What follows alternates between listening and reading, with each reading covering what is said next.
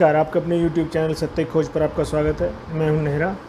आज हम बात करेंगे एक ऐसे विषय पर जिसके विषय में बहुत कम चर्चा होती है, जिसके विषय में बहुत कम बात होती है, जिसके विषय में लगभग हर मीडिया चैनल शांत रहता है, खामोश रहता है, उसके विषय में बात नहीं करता है। आपने भी कुछ दिनों पूर्व सुना होगा, रामनवमी की यात्राओं पर, हनुमान जयंती जन्मोत्सव की यात्राओं पर मस्जिद से पत्थर बरसाए गए। जी हाँ, मस्जिद से। मस्जिद का क्या महत्व है? क्या इस्लाम में मस्जिद बहुत ही अनिवार्य है? और मस्जिद का हमारे समाज में अभी क्या रोल है जिसकी वजह से मस्जिदों पर इतना जोर दिया जा रहा है? और ये सारी दुर्घटनाएं, ये सारे आक्रमण मस्जिद से ही क्यों होते हैं? मस्जिद का रोहिंग्याओं का और बांग्लादेशियों का भारत में लाने में क्या योगदान है? और इस्लाम में अभी जो जनसंख्या बताई जा रही है वो 200 करोड़ बताई जा रही है, उसका क्या महत्व है? उसके विषय में हम फिर कभी बात करेंगे। आज हम अपना फोकस मस्जिद के ऊपर रखेंगे। हमने बचपन में पढ़ा होगा और हमने सबने बचपन में पढ़ा है कि जब भी हम बात करते हैं हिंदू, मुस्लिम, सिख, ईसाई आपस में भाई भाई, तो हमें जो चित्र दिखाया जाता है एक मंदिर का, एक मस्जिद का, एक गुरुद्वारे का, एक चर्च का, और फिर हमें बताया जाता है कि इनमें कोई फ़र्क नहीं है, हम यहाँ पे पूजा करते हैं मंदिर में और ये यहाँ पे प्रार्थना करते हैं, यही दुआ करते हैं, इबादत करते हैं। परंतु ना हमारे अध्यापकों को पता था, ना हमारी शिक्षा व्यवस्थाओं को पता है, ना हमारी सरकारों को पता है, ना सरकार पता करना चाहती हैं। उसका सबसे बड़ा रीज़न है कि अज्ञानता, और अज्ञानता के साथ साथ मूर्खता करते ही चले जा रहे हैं। मस्जिदों के ऊपर अध्ययन होना बहुत ज़रूरी है। मस्जिद एक किले के रूप में, एक पुलिस चौकी के रूप में कार्य करता है। मैं ऐसा क्यों कह रहा हूँ, इसको थोड़ा विस्तार में समझिए।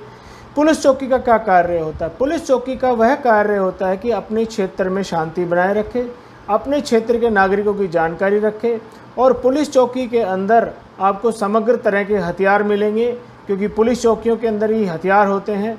पुलिस चौकी के अंदर ही आपके बारे में लिखा पढ़ी होती है, आपके पासपोर्ट का वेरिफिकेशन होता है, पुलिस चौकी में ही आपको बहुत सारी चीज़ें काम आती हैं।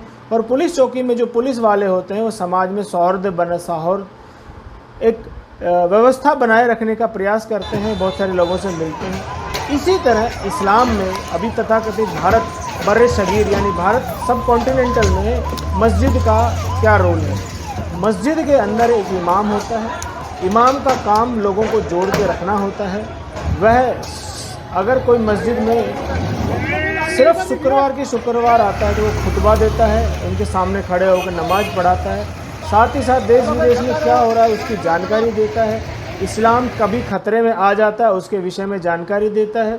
साथ ही साथ वह लोगों को रेडिकलाइज करता है, वह लोगों को हथियार देता है, वह लोगों को हथियार चलाने की ट्रेनिंग देता है, वह लोगों को मोबिलाइज करता है। अब जो रोहिंग्या और बांग्लादेशी भारत में आते हैं उसमें मस्जिद का क्या रोल है?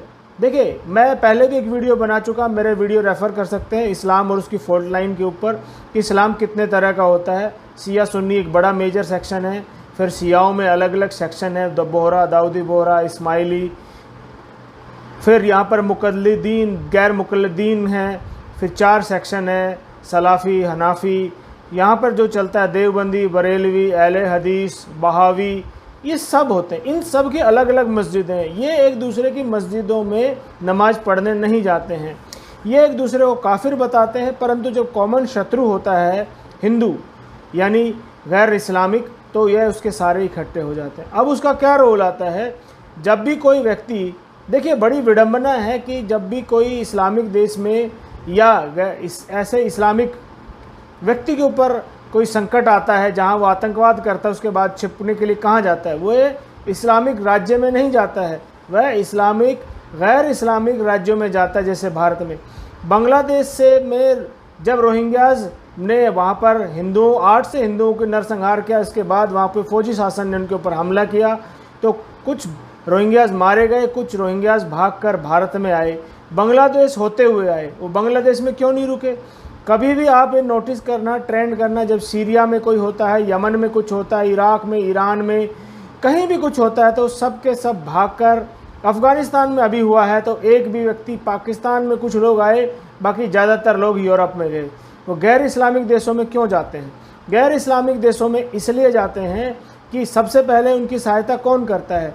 वहाँ पर वो जब कोई रोहिंग्या या बांग्लादेशी फेंस पार करके भारत में एंटर करता है तो नियरेस्ट जो उसकी मस्जिद होती है वहाँ जाता है। वो मस्जिद में जाने के बाद वो बताता है कि वो बांग्लादेश या रोहिंग्या या बर्मा से आया है। तो वो जो इमाम वहाँ बैठा है वो एक SHO यानी स्टेशन हाउस ऑफिसर का काम करता है। उसकी जिम्मेवारी है कि वो कैसे रोहिंग्या या बांग्लादेशी को सेट करता है भारत में किस जगह पर। फिर वहाँ बैठकर वो दूसरे इमाम को फ़ोन करता है, चाहे वो जम्मू में हो या केरल में हो, तमिलनाडु में हो, कर्नाटक में हो, क्योंकि बांग्लादेशी को भारत की भाषा नहीं आती, उसको हिंदी पढ़ना लिखना नहीं आता।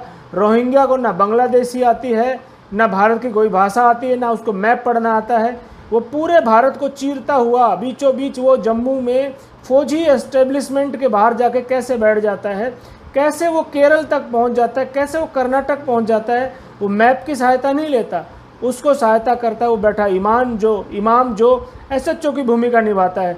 उसके लिए SHO की भूमिका इसलिए बता रहा हूँ कि उसको रहने की खाने पीने की व्यवस्था है, क्योंकि उसके पास भारत की करेंसी नहीं होती।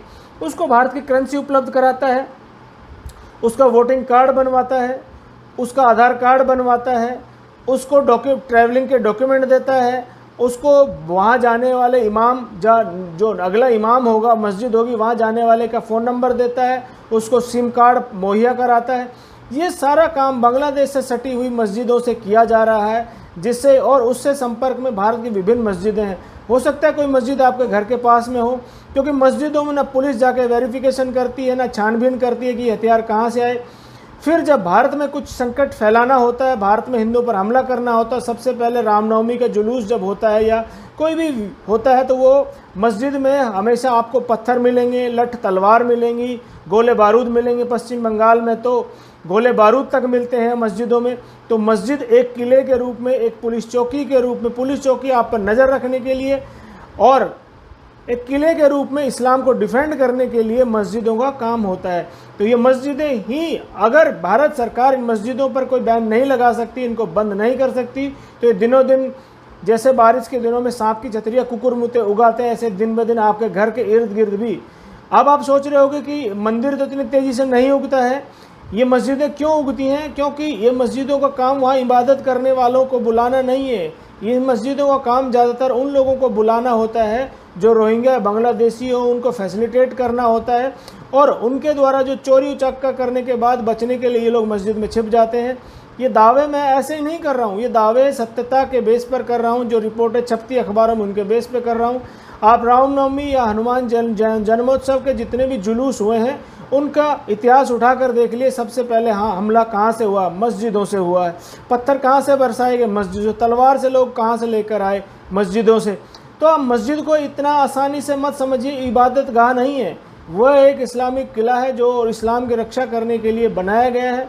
और मदरसा क्या है आपको बताता चलूँ, मदरसा भी एक इस्लामिक किले और इस्लामिक आर्मी तैयार करने के लिए सेंटर है। तो अगले वीडियो में मदरसा क्या है इसके विषय पर आपको बताऊंगा। तब तक वीडियो को देखिए, लाइक कीजिए। आपसे आग्रह की वीडियो को लाइक शेयर सब्सक्राइब जरूर कीजिए और कमेंट के माध्यम से मुझे बताइए कि वीडियो कैसा लगा। वीडियो को पूरा देखने के लिए बहुत